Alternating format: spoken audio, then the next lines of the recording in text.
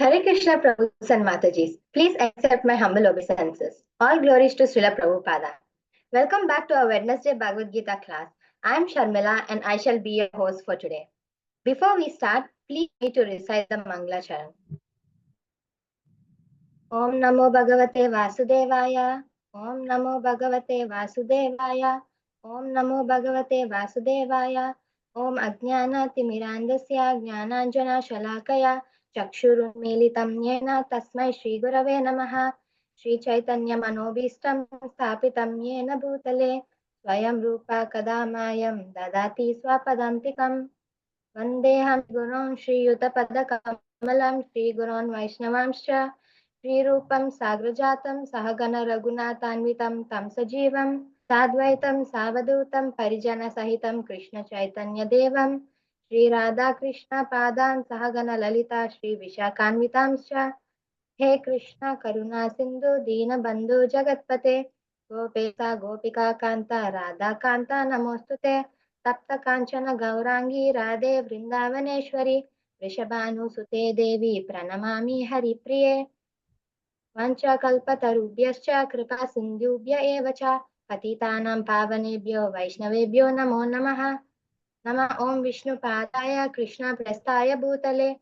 Srimate Bhakti Vedanta Swamin Iti Namine Namaste Saraswati Deve Gauravani Pracharini Nirvisesha Sundhi Paschatya Desa Tarine Jai Shri Krishna Chaitanya Prabhu Nityananda Shri Advaita Gadadara Srivasadi Gaura Bhakta Vrinda Hare Krishna Krishna Krishna Hare Hare Hare Rama Rama Rama Hare Hare. Hare Krishna Prabhus and Matajis. Today we have the pleasure of hearing the discourse from His Grace Hemarupa Prabhu from ISKCON Govardhanika village. His Grace is a well-known speaker in our academy and needs no introduction. So without any further delay, let's welcome His Grace to dive into today's topic. Hare Krishna, Your Grace, anytime you're ready. Hare Krishna. So thank you all so much. So we are going to look at this topic today that we have selected, right? Where we're going to look at a verse in Padam, in a section, especially where Lord Krishna speaks about divine and demoniac natures. Now, he speaks a lot about the demoniac qualities. A person is like this, person is like that, and he speaks a little about the divine. And this section may be a little scary, we may feel that, my God, it seems so heavy. So we have titled that a person may be, being born in, being cast into or being placed into a demoniac life, but ultimately even demons may become delivered. So let us first look at the shloka. This is, of course, 16th chapter of Bhagavad Gita, verse 19. Tan aham dvishata kruran samsaresho naradhaman shipami ajashram ashubhan asuresu eva yonishu. So Krishna here speaks some heavy words. He says, Tan aham, such people, I, aham, personally Krishna says, I, what kind of people? Dvishata kruran, those who are dvisha. Dvisha means envious, and kruran means those who are cruel. So those who are violent, those who are cruel, those who are envious, such people, Krishna says, I personally do what? Saresu naradaman. I put them into samsara. I put them into this material world, into the cycle of birth and death, right? And I put them not into any species, but nara adhaman, into lower than mankind. I put them into the most abominable conditions of life. Krishna is saying, Shipami ajasram ashubhan. Shipami ajasram, again and again. So this word ajasram means perpetually. If you look at the translation here, Srila Prabhupada writes, those who are envious and mischievous, Dvishata and Kruran, who are the lowest among men, I perpetually cast into the ocean of material existence, samsaresu, into various demoniac species. Here, perpetually means forever. So the word in Sanskrit is ajashram. Ashubhan, into bad life, not auspicious, inauspicious. Asuresu, into those who are turn their face away from God, right? Like this Krishna speaks. So when someone reads the Bhagavad Gita and comes across such a verse, it may seem that, Krishna, oh God, is so cruel. He says, I perpetually. What does perpetually means? Forever, isn't it? So how can God be so cruel? This sounds something very similar to people of other religion. They say that if you do not accept our God or fear God, for God is a jealous God. They say like that, that if you do not accept that God, you'll be forever cast away into, hellfire, brimstone, oblivion. So it seems very cruel. Why does God, someone may be a Dvisha, someone may be Kruran, but doesn't everyone deserve some chance? We see in this life also, if someone fails an exam, he's given a chance. If someone doesn't do well in a semester in university, he's still given a chance to repeat. Right? Even prisoners who go to jail, they are given chance to reform. Everywhere we see around this world, there are chances. Right? Even if you get a summon, a parking ticket, right, and you have not paid your fine, so suddenly during some period, the government or the traffic department will say, okay, if you pay in this period, we will lessen your fine, we will forgive you, we will pardon you. So pardon seems to be everywhere in, Sanatan Dharma, Hinduism, Bhakti. It's very merciful, but why is Krishna speaking something so heavy like this? So let us see through the eyes of the Acharyas. Let us first look at the purport of what Srila Prabhupada says. So Prabhupada here says, in this verse, it is clearly indicated that the placing of a particular individual soul in a particular body is the prerogative of a supreme will. So who gets what birth where, that is by the prerogative of the Supreme Lord.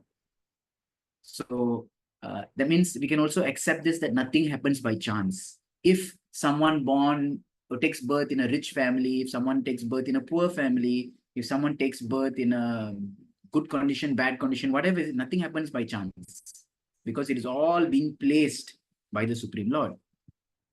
Second, Prabhupada says, the demoniac person, the evil person, the Dvisha, the Kruran person, may not agree to accept the supremacy of Lord.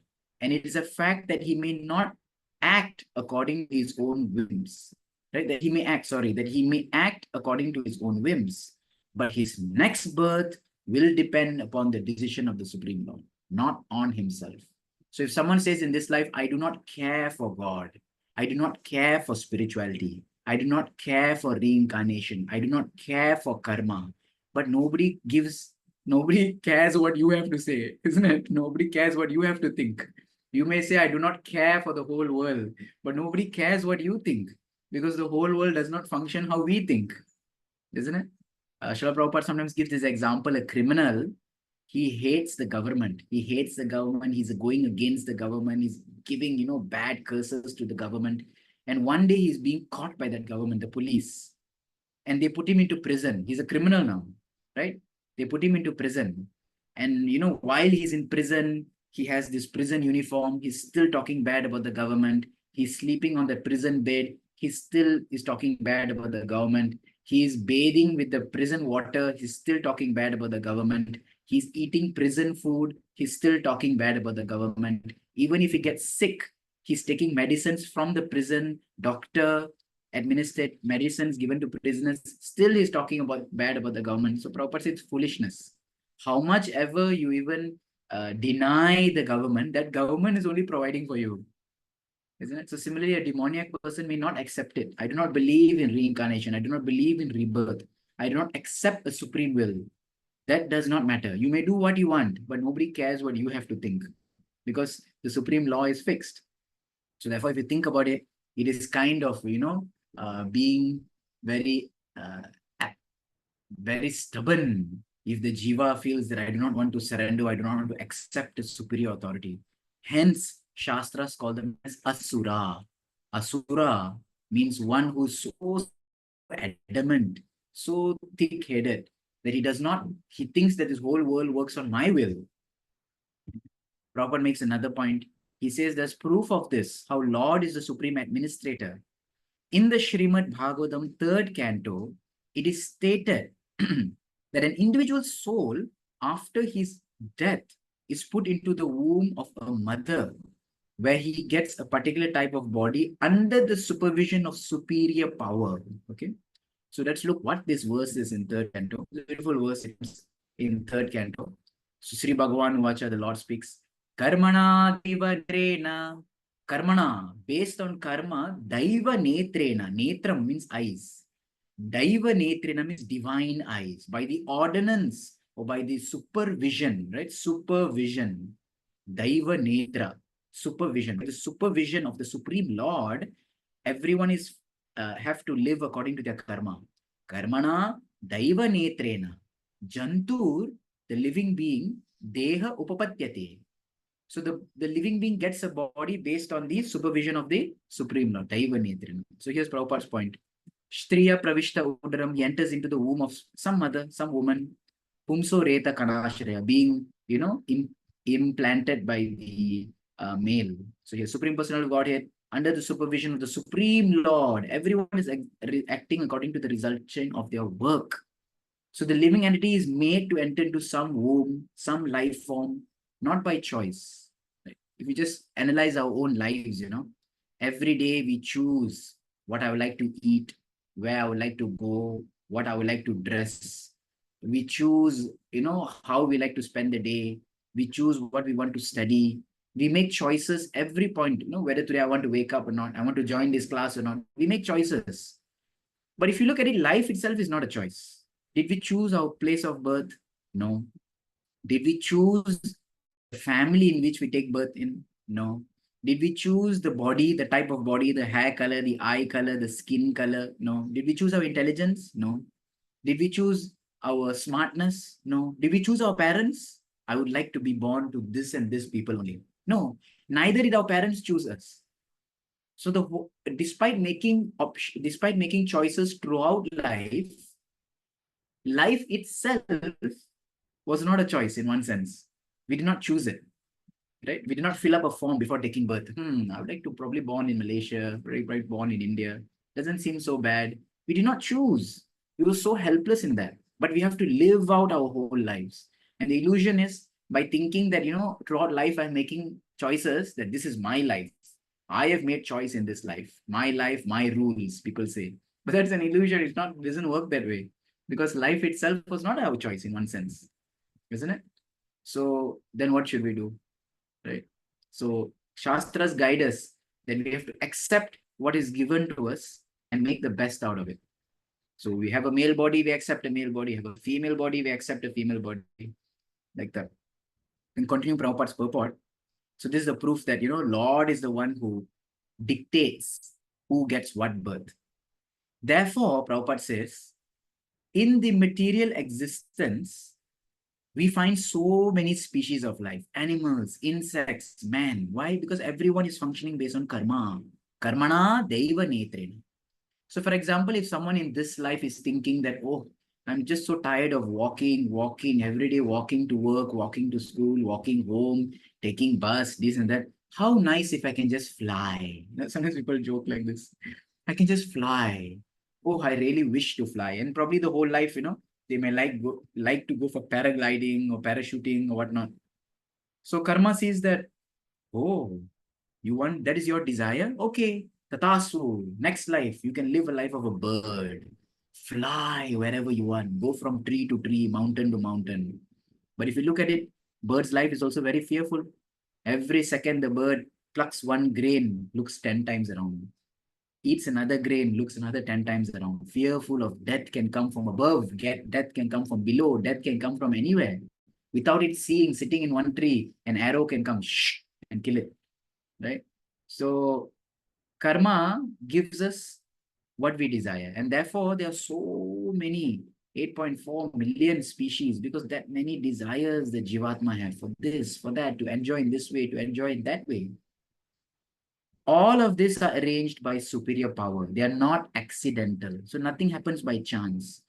The dog, the tree, the cat, the ant, the human, the good person, the bad person, nothing happens by chance. Nobody takes birth by accident, right? If someone borns in not a very family, you can't say that, oh, why did this happen to me? It is all being arranged by superior power. As for the demoniac, now coming to our topic of Asuris, it is clearly said here that they are perpetually put into the wombs of demons, and thus they continue to be envious, the lowest of mankind. So people who are very dvisha, envious of God, they don't want to surrender to God, people who are hating devotees, hating religiosity, just want to be a, as they say, a rebellious person, right? He just wants to be rebellious.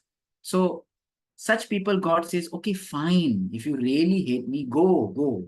Take birth into the wombs of those who are anyways atheistic, anyways demoniac, in all different species in hellish life, no problem, go. And keep moving and moving and moving, and you become the lowest of mankind. And therefore, sometimes we see in today's society also, there are people who, how much ever we try to approach, how much ever we may talk to, they seem to be so mischievous, right? Always wanting to do the nonsense thing, so hellish, so bad, so evil character. There's someone who's thinking, really, is this some possessed? We see murderers, we see people who commit crime, right? All these kind of different people. Sometimes you think, where did this person come from? Okay, they're so envious, so hateful. Such demoniac species of men are held to be always full of lust. Okay, people who do rape, who do something so violent. They are always violent and hateful and always unclean. These are the qualities of demoniac nature. So it's not that we see that someone takes birth in demon family means they're going to have horns, they're going to have teeth, or they're going to be laughing, hoo ha ha ha ha ha. Right? Not like that. That they may not necessarily laugh a very scary laugh, but such people may have all these other qualities of being full of lust and driven by violence, hate, unclean in habits. The many kinds of hunters in the jungle are considered to belong to demoniac species. So your Prabhupada gives one example, right? People who live in jungles, like in Malaysia, they have sleep and this and that. So people who are naturally having these kind of habits, right? I currently am in the area of tribals only in my region. And we do see that, like once I was passing by a village and I saw the family sitting outside their house and they have a big wooden block, and father and brothers, the boys just went and threw stones and caught a chicken, broke its legs and caught a chicken, and they placed on top. And father and others are just cutting, and opposite them, mother and small babies are sitting and watching. And I'm like, it's not a sight to, it's like not like a movie. It's not like a theater where someone goes to watch popcorn. They're catching the chicken and the chicken is swarming and jumping and this, and then they're slitting its throat and cutting. And here's mother in the evening, just like, at home, we used to sit in the evening in the garden. Mother and small children, they're just sitting and they're watching. And I'm like, my God, the chicken is as helpless as your child.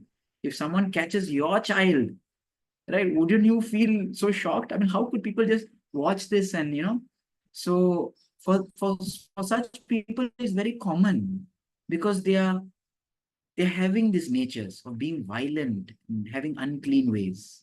I personally know one boy who in his younger years, right, he's young now, but in earlier years, he used to, his hobby when his mother told him that get dinner was to go behind the house and chase after the chickens. And traditionally here they used to throw stones and break the legs of the chickens and catch it, and he would squeeze the chicken to death. So when he told me this, I got a huge shock. So here examples are given that those who live such lives, they can be considered among demoniac people. We find people in the Amazon jungles, right? How they hunt, how they live. So all these are there. Now, someone may say the question, so Krishna perpetually set them forever and ever, forever, ever, ever. So it's very long, isn't it? So here Acharyas mentioned, what does this ajashram mean? So because of their asura mentality, because of having a demoniac mentality, they will not get liberation. That means they will continue to take birth again and again. So here Acharyas here mentioned, Baladev Vidyabhushan mentions, I, the Lord of all, who gives results according to people's karma, throw them again and again. So here perpetually means not that he's condemned to one demon life forever. No, not like the other religions in this world who says that if you do not accept God on judgment day, you will go into hell forever. So it's not like he stays in the hellish life forever, but again and again. Ajasra means again and again. This life he born in the Amazon jungle. Next life he may born in some other jungle. Again he may born into a very criminal family. Again he may like this. Births as sinful persons. He gives example hunters, mlechas, those who are sworn to unclean work, involved in violence, thirst for enjoyment. So all these things are there that we can see. Based on karma, Krishna gives all this. So still then question comes, what is the hope? What is the hope for all of us then? Because if we think about it, if we analyze our own life, we may not have horns, we may not have teeth, we may not laugh, hoo, hoo, ha, ha, ha. But in one sense, in our character, our nature, the place where we are born, the kind of lifestyle we live, can we not somewhat or rather classify that we do have some asuric tendencies? We say demoniac tendency, people may get angry. We say asuric tendencies. We also have some unclean tendencies. What is the hope then? Are we also to take birth again and again and again and continue this life of ignorance, turning our face away from God? Let's look at two stories we're going to discuss today of people who were cast into demon birth, but they got delivered by the mercy of the Lord and his devotees. Here's a story that comes in many places actually. This is the story of Saudasa.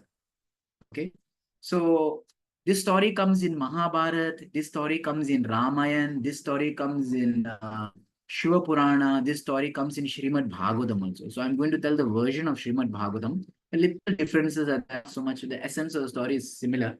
So this is in the 9th canto, 9th chapter of Srimad Bhagavatam. So once there was a king, and this king, his father's name is Sudasa. Because his father's name is Sudasa, he got the name Saudasa, right? Patriarchal. He got his name Saudasa. He was born with the name Mitra Saha. So Mitra Saha means one who's always with friends. And one day this king was very powerful king. He went into the jungle. And when he went to jungle, he saw some Rakshasas. Now Rakshasas again are people who eat man eaters. So they may not necessarily have thorns or horns or teeth like that.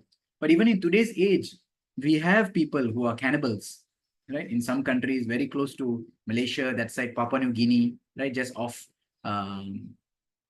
Sulawesi, Indonesia, Papua New Guinea. They find people who are cannibals. In some countries in the continent of Africa, you have people who are cannibals, people who eat humans. In fact, even in the Far East now, in Korea and Japan, there are people who love to feast on human flesh, right? Yesterday, one news came in India. Some people ate some human. So it's happening everywhere. This is a tendency that cannot wipe out, even in the advanced society, right? So these are Rakshasas, those who want to taste human flesh. And, in modern day, if let's say an animal eats a human, let's say, for example, a tiger eats a human or a bear kills a human or something, right? It is a general procedure that that animal has to be put to sleep. That animal has to be killed. Why? There's a saying that human flesh or human blood is something that it's very addictive. So if a tiger eats human flesh, it will again and again hunt for humans. They say like that understanding. So they put that animal to sleep. Now, same thing here with Rakshasas, those who eat human flesh. So it becomes somehow or other, I do not know what is so addictive in a human with all its bad faults. But that's the saying. So we'll see the story of Saudasa. So this Mitra Saha, once he went into the jungle, he saw a Rakshasa and a few Rakshasas were there. And he killed one Rakshasa because as a king, these Rakshasas are creating menace for society. They'll attack villages and steal children and steal people and steal people in the forest and eat them. So he killed his Rakshasa. Somehow the Rakshasa had a brother, and that brother kind of asked forgiveness from Saudasa, King Saudasa, Mitra Saha, that please, my dear king, please spare me, please spare me. I'm so sorry. I will go away from here. I'll go far away from here. Do not kill me. So Vedic kings, if someone asks forgiveness, he said, okay, fine, I forgive you. You can go now. But this Rakshasa was actually a Dusha, very envious. In his heart, he was feeling, you killed my brother, now I somehow or other will destroy you. The Rakshasa came to the palace of Saudasa and he dressed himself, changed his appearance and appeared to ask for a job. So he applied for the position of the cook of the king. He said, they asked him, can you cook? The king needs very good cook. He said, oh, I can cook very nicely. I can cook such a way where no one can understand what I cook. Sounds like some horror movie, isn't it? So what happened was this Rakshasa, he went into the kitchen and purposefully that day, Saudasa in his royal throne was eating and he had called his Kulaguru Vashishta Muni to come. And he said, when Guru has come, now feast should be there. He told his cooks, hey, create good feast. So everyone created their items. This Rakshasa, who was in the guise of the cook, he cooked human flesh. He cooked human flesh and covered it and did all what he needed to do. And he served. And it came to the king, and the king ate unknowing. But when it came to Vashishta Muni being a Mahamuni, immediately when he saw the food, right, he understood something wrong here. With his mystic power, he could understand this was human flesh. He said, my God, disgusting. What are you, king? Hey, Saudasa, my disciple, how is it possible eating human flesh? Chi, chi, chi, chi, chi. He became very disgusted with him. He says, Rakshasa, Rakshasa. And he cursed him. You want to live, you're living like a king. King means you're polished. King means you're noble. But you're eating like a Rakshasa. May you become a Rakshasa in your next life immediately. Immediately the king became panic. He said, my dear Gurudev, what did you do to me? How can you curse me like this? I didn't know. I'm unknowing. Isn't it? So he became very angry himself. When someone, accuses you of something. Now, Kshatriya is a little hot-blooded. So if someone accuses you out of the blue, you stole my money, you are the cause of this, you become defensive. So this Saudasa became so defensive and he became angry. Immediately he took water. He wanted to curse his own guru, counter curse. But his wife, Damayanti, who was intelligent, she held his hand. He said, my dear husband, don't do this. Already one aparad is there, right? Already one aparad is there by serving nonsense food to Guru. Don't create a further aparad for you. Don't destroy your spiritual life by cursing your own Guru. But that water which he held in his hand, he already pronounced the mantra. The sharpam is there in the water. Immediately he just threw the water down at his feet. And he just accepted, okay. Very soon, Vashishta understood. Seeing his anger, he understood that this person probably has some justice. And he could see with his power that actually he is innocent. The cook was a Rakshasa who did all this. So he told Saudasa that I have cursed you, but I understand your innocence. You will not forever become a demon, just 12 years. 12 years you have to wander for this big sin. Because, serving this to me now, I have to do austerities to purify myself. 12 years you purify your life for having eaten this. So Saudasa says Tatashu, and he starts wandering. Now he's in a human body, same body only, but he's wandering, and slowly that Rakshasa curse starts to take into effect. He starts getting the thirst, the desire, the longing for human blood, human flesh, right? For cruelty, for killing. And one day, he comes across a Brahmani.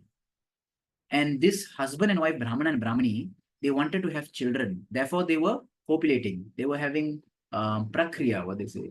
They were having a union in the jungle. But the moment he stumbled upon them, they quickly became very panicked and they covered themselves. You can see this photo here. And he came immediately. He says, I want to eat you. I'm very hungry. Brahmana. Brahmana says, stop. What is this? Nonsense. Rakshasa. So slowly, actually, we could see that the Saudasa, because of the longing and the desire, generally we see, like, for example, if you go to any, on the road, if someone passes by a butcher shop, you just look at the face of the butcher. Because of the karya, because of the activity the person has been doing, naturally it has an effect on its face, isn't it? Their face, their looking, their speech, it has an effect. They will not look happy. You not see a smiling butcher. Hello, welcome. How much kilos do you want? No, you find, wasn't very high. How many kilos? Tell, design, take. Isn't it? The face looks very dreaded. So the Saudas also became to look very dreaded. And he had a black spot on his feet. Why? Because when he threw that cursed water on his feet, a black spot formed. Therefore, this Saudasa, who's also actually his name is Mitrasaha, he is also called as Kalmasa Padam. Kalmasha Padam. Kalmasha means contamination. Padam means feet. One who has contamination in his feet. So that black mark, that sign came. So actually, this is also a telltale sign. Sometimes we also observe, that we may have some deformation. Some people are born with some marks, some birthmark. This is all something to do with the previous life. Something happened somewhere, right? So this is a Kalmasha Pada. He became known as that. And when he approached the Brahmana to eat him, the wife prayed. They said, please, please don't do this. Right? We don't have a child yet. Don't do this. Don't kill. If you kill my husband, then I am good as dead. If you have to kill us, eat me. But he was not interested in her. He pushed her aside and he killed the husband. When he killed the husband, killed the Brahmana, the wife became so sad. She has started to curse him. Hey, you Rakshas. Hey, you king. Saudasa, you disturb us in future. You not only become a Rakshasa, but when you want to have children, that time you will die. You will not be able to have children. She curses him. So this Saudasa, wanders, 12 years completed. And 12 years when he goes back home, still he remembers that he was cursed.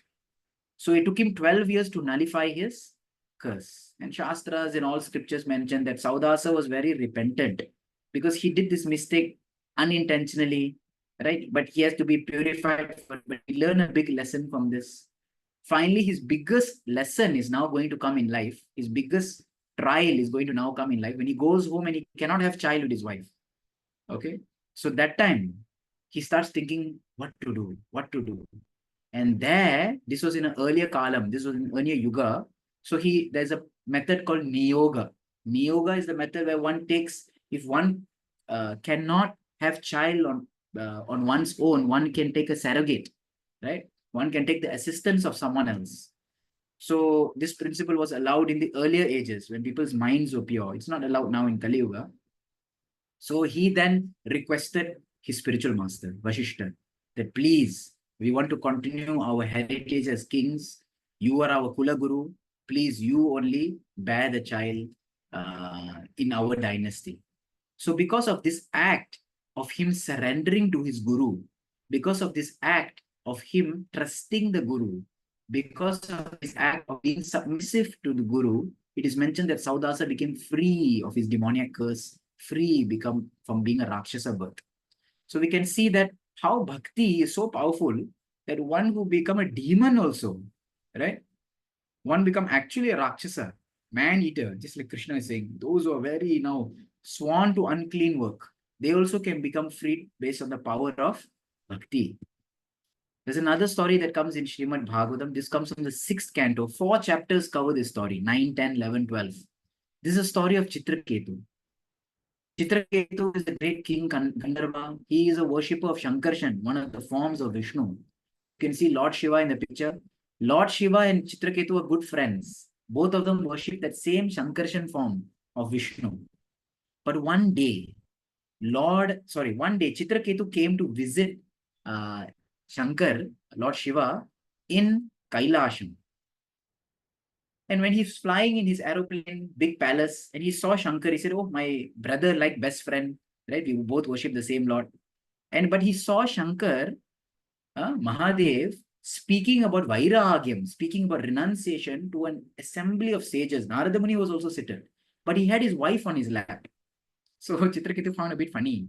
And sometimes among guys, among boys, we kind of pull each other's legs.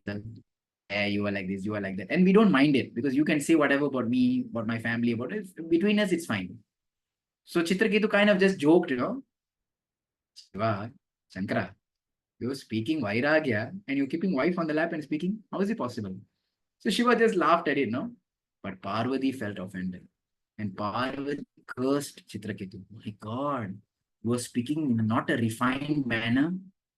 Why you're not refined? You're speaking like a Rakshas. May you become a demon, my putra, may you become a demon. Chitraketu was so powerful, so elevated, he accepted. Amma, he says, mother, please, I'm sorry, it's not my intention. I accept what you have to say. Thank you, he said like that. So in the further story goes that now how did he come as a demon? The story continues. So one day Indra, this is a different story. One day Indra worships one Brahmana named Vishwarupa for some power, for some Narayana Kavacha shield. And somehow or other, the Vishwarupa, this Brahmana sitting there, he has an inclination for demons also. He's happy to both sides. Suras and Asuras, he helps both sides.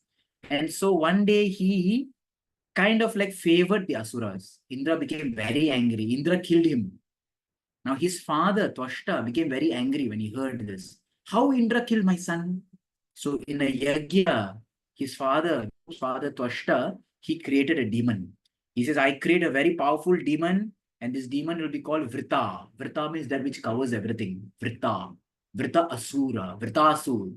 And this Vritasur was the rebirth of Chitraketu. So now Chitraketu was a very powerful Gandharva, great devotee of Shankarshan, wonderful associate of Lord Shiva. He now becomes a demon birth because of some misunderstanding, mistake. And now, as a demon, his job is to kill Indra. So can you imagine? So Shastras mention, as a demon, this Vrita, he was biting soldiers, killing soldiers, cutting people. As a demon, he was fighting against all the demigods. And finally, there was a great battle between Vritrasur and Indra, fighting like anything. But the Lord had already promised Indra that don't worry, Indra, whatever said and done, you will always come out successful, right? This Vritrasur will come, but you will kill him. Now, this saying by the Lord, Vritrasur came to know. And Vritrasur, while fighting with Indra, is saying, Indra, come on, kill me. Kill me so I can be liberated from this demon birth. Lord has promised you. Why do you doubt it? Come on, kill me. And Indra is thinking, who is this guy? Huh? Who is this person? How is he so much faithful to God? I am the Deva. I am the king of the demigods. Indra Dev, Devendra. And I am also doubting whether I can fight this war. But he is a demon and he has more faith in Lord's words. So who's a demon and who's a demigod here? So then finally, Indra, he kills Vritrasur, right? He cuts his hand and Vritrasur eats him, but then he comes out of Vritrasur and cuts his head and kills him. But Vritrasur, although in the body of a demon, showed so much devotion because he was constantly absorbed in the thought of the Lord. In fact, Bhagavatam glorifies this about Vritrasur, right? And a beautiful praise of Vritrasur comes. So here's some lines of the praise. This towards the end of the chapter, 4 verses speaks about this. So here Vritrasur is speaking. If one is a devotee of the Supreme Lord Vishnu and depends only on Vishnu in every respect, then victory, opulence, peace of mind are inevitably available. So whether one is a demon, whether one is not a demon, whether one is in a good family, whether one is not in a good family, whether one is rich, poor, perfect, not perfect, whatever it may be, but if one surrenders unto the Supreme Personality of Godhead, if one actually, depends only on God, then confirm, nischayam, that victory, opulence, and peace will always be there with that person, despite whatever background the person may have. Because here is Vritrasur, a demon speaking. Then he says, such a person has nothing for which to aspire in his three worlds. Such a person who's always dependent on God, he is not attracted or interested anything in this Trilokyam. The Supreme Lion is so kind to such people. He favors such devotees. How does he favor him? He does not, not by giving him opulence that will hamper his devotional service. So the God, Krishna, may give him all kinds of facilities, but that facilities will not block his bhakti. Okay, sometimes facilities block bhakti. But here, Vritrasur is saying that the Lord is so kind, the Lord will give him all facilities, but he'll never block his bhakti. Therefore, Vritrasur is saying, I wish to give up everything for the service of the Lord. Can you imagine? This is a demon who was eating soldiers, killing demigods, fighting against Indra. And he's saying, I was just doing my duty. I'm having a demon body. I was just doing my duty, but kill me because my thoughts are absorbed in the Lord. I want to just give up everything for the service of the Lord. I wish to always chant the glories of the Lord and engage in his service. Then his final prayers are, let me become unattached to this worldly family and these things, and let me always make friendships with devotees of the Lord. Here's Indra, who's also a devotee. So let me make friendship with the devotee of the Lord. I do not desire to be promoted to higher planets, even to Dhruva Loka, Brahma Loka. I do not desire unconquerable position in this world. I have no need for such things. So this was the extent of the devotion of Vritrasur. It's so faith in bhakti, you're saying like this. And of course, the story goes on that Vritrasur, after dying, he again gets back his Chitraketu body, right, as a devotee. So what are the lessons that we can learn from here? One thing is that when we read this verse in Bhagavad Gita, where Krishna says that those who are Dvishan and Kruran, we should never think that these are other people. Hey, this is not me. I am not an envious person. I am not a cruel person. Isn't it? We always think that we are good people. But the reality is we should accept that yes, I have demoniac propensities. I have demon-like tendencies. I may look very nice, I may born in a nice family, I may not have horns on my head or sharp teeth in my mouth, but still in Kali Yuga, the demonic propensity is so much within our hearts. So Krishna is speaking about people like us only.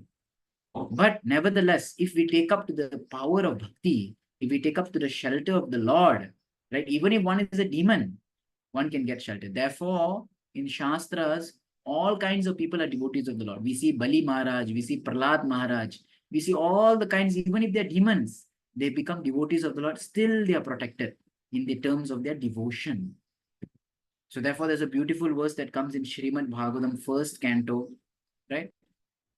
It says, Apanna samsmritir goram. If a person is cast into gora samsriti, that means into very horrible or difficult material life. Apanna samsmritir goram.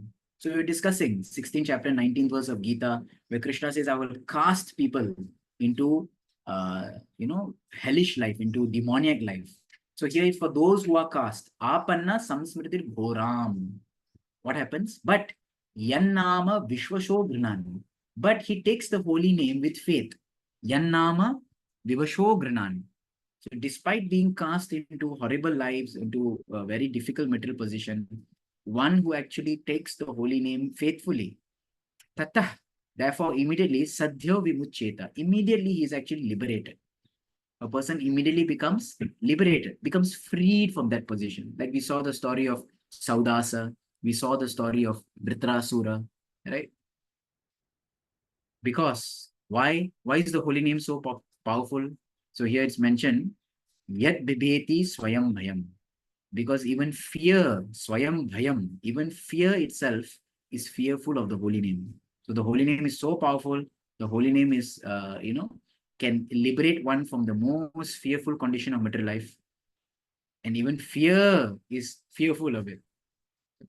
Living beings who are entangled in the complicated meshes of birth and death can be freed immediately, sadhyo vimuccheta, by even unconsciously chanting the holy name of the Lord, which is fear by fear personified.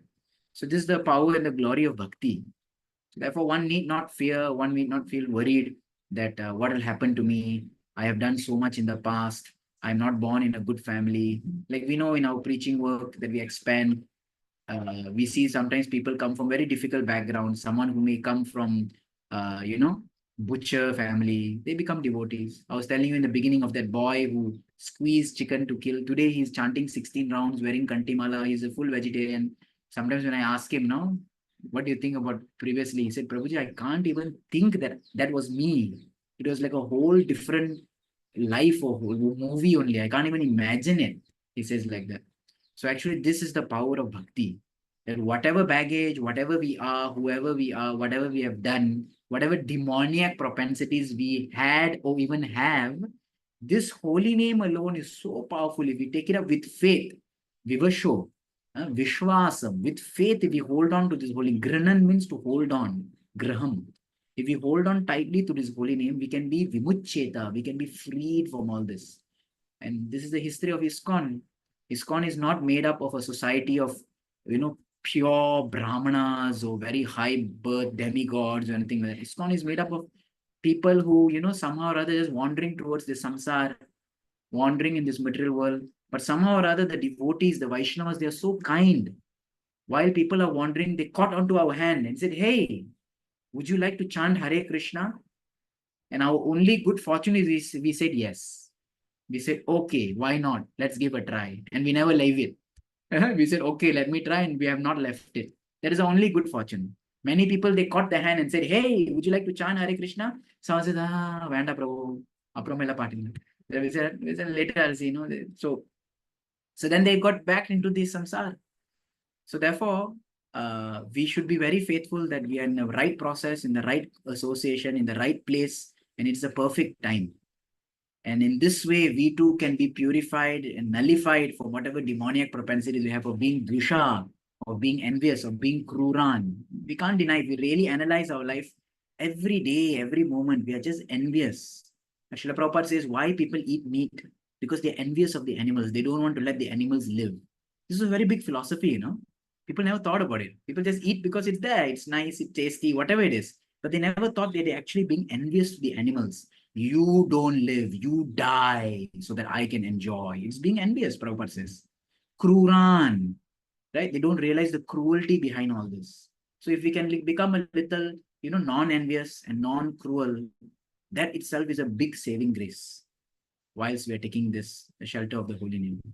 So here I would like to end just a summary that, we saw this verse 16.19 where Krishna says he perpetually cast people who are envious and cruel into demoniac species.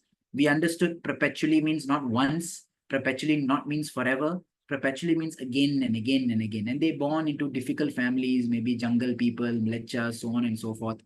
However, whatever one is born in, wherever one may be, whatever the baggage, if one holds on to the holy name very sincerely, very strictly, and very, faithfully, then definitely one sadhyo vimuccheta can immediately become freed from this. So we saw two stories of Saudasa, somehow or other, his fault, not his fault, whatever it may be, he got cursed, but still when his service to his guru freed him. We saw the story of Vritrasur, who was so faithful to the Lord, right? Despite anything, whatever he may be, he said, let me just take shelter of the Lord. And both of them, although very gross examples of actually becoming demons, right, they become freed. So like this, we like to end here, because we can open up for question and answer. Thank you all very much. Hare Krishna.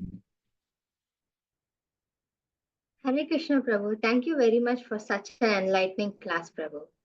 Next, we can take few questions from devotees. So devotees can type their questions in the chat box or unmute yourself.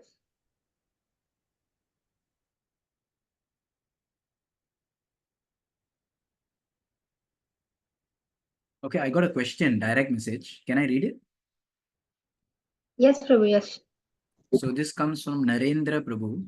Hare Krishna Prabhu, for those demoniac souls being put back in the wombs of even more demoniac people in the next life, not only harm their future lives, but also create trouble for dharmic people or devotees. Okay. Like we saw the situation in Bangladesh, where kind and compassionate ISKCON devotees, the C is missing, ISKON, KCON, were tortured or murdered. How do we see this punishment met to devotees or dharmic people? So here's a question basically saying that, Krishna, by putting demoniac people again into demoniac lives, they are going to create trouble for devotees, right? So how to understand this? So why do bad things happen to good people? Why do bad things happen to devotees? This is a whole very long discussion. Maybe I will share with someone. I sent a voice note on this about the Bangladesh issue on YouTube. So to put things short, basically, the Lord is the supreme knower. He understands things, how and why things happens. So the devotees that were affected in the issue that happened, we do not know, that is between them and Krishna. How Krishna wants to bring them closer to him through struggle, through incidents, to difficulty. I can just share one incident because this I knew personally. When the first attack that happened during lockdown on Bangladesh, it was such a big thing. It was the first time that Bangladesh temples got attacked. That year's Janmashtami saw almost a 90% increase in crowd. That there was so much crowd, people were sitting at the main gate trying to hear the Janmashtami lecture. They have never seen such a crowd. All over the temples in Bengal, all Hindus they didn't have to do preaching only. People started running to the temples, taking shelter. So Krishna kind of, I don't know, good, bad, whatever. They say that every cloud has a silver lining. We don't know. We can't understand. It's very difficult. As for the individual devotees who got hurt, so that is between them and Krishna. Because ultimately, even demons harming us, even people attacking us, Krishna is orchestrating everything. Krishna can protect. Like Srila Prabhupada in Calcutta, when the bombing was happening, right, in World War II, Krishna says, let the bomb, Prabhupada is going out and doing marketing. And he says, if the bomb has to fall, I will see Krishna as the bomb. If it has to fall on my head, that is Krishna's supreme will. Let it be. So of course, devotees protect themselves. We try to take all measures. But ultimately, whatever happens, we are dependent on the hands of the Lord. He knows best how to purify us, how to make us more serious. So Krishna knows exactly how to put the demon and how to put the devotee, just like he put Vritrasur and Indra. In this Vritrasur and Indra episode, actually Krishna wanted to purify Indra. Krishna wanted to say, Indra, see just how you are. You say you're my devotee, he's a better devotee. So Indra, by seeing Vritrasur, Indra was actually taking satsang, Indra actually improved in his bhakti. He decided that I also should become more sincere. So in such incidences, we can't understand now, even in today's world, there are so many adharmic people, there are so many demons, but still our programs are going on. This is just one incident that happened in Bangladesh and maybe a few sporadic incidents. But in general, our preaching goes on, our temple activities goes on, devotees' lives goes on, even those who are in difficult places. So Krishna is protecting also. Let us see that Krishna is protecting many places, 99% places Krishna is protecting also. And 1-2 places, some things are happening. What is Krishna's desire? We can only pray and try to understand.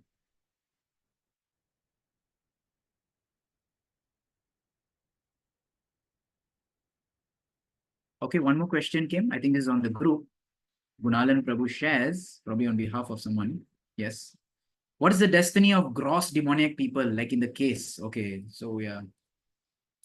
In Calcutta, there's a very horrible rape case that happened. So what is the destiny of such demoniac people? Obviously, according to karma, they will also get what you dish out that you get deserve. They will also be, in such a horrible situation. Did the rapist anyway get the mercy of the Lord and his devotees perpetually cast outside of the 8.4 million species? Did the rapist anyway get the mercy of the Lord? Okay, not sure what it means, but can the rapist get the mercy of the Lord? Maybe. So anyone can get the mercy of the Lord. We have people in jail, murderers also who become devotees. If one is, repentant, definitely they can. Not sure what outside 8.4 million species would be. Everything is within the 8.4 million species. Not sure what is outside. Another question from Divya Shri Mataji. Hare Krishna Prabhu. Is it possible for one being a pious person in the past life, like Chitraketu, being born as a demon? Or a demoniac birth is due to one's own karma? Yes, one can be pious and born as a demon if one has committed some offense, or committed some sins. Like we see in the case of Saudasa, see in the case of Vritrasur, some incidents, Vritrasur offended Parvati birth. And therefore, sometimes, take the benefit of a doubt. But sometimes you see people coming from very bad backgrounds. They come maybe from, like I've seen here in our preaching area. Mother passed away, father passed away, the child was abused since young and poor and had so many accidents and surgeries. But that person becomes a 16-rounder initiated devotee and very nice practicing devotee. But why suffer so much suffering? So, and the person very naturally took up to bhakti. So we can understand something wrong somewhere in the previous life, something needs to be settled. But that bhakti never gets destroyed. Neha bikarma nasu asti pratyavayo na vidyate. So that person who has done bhakti in the previous life, because of whatever happens, he gets a tough birth in this life, but still the devotion aspect is intact. And that devotion continues, even despite tough birth. So that's the mercy of the Lord, actually.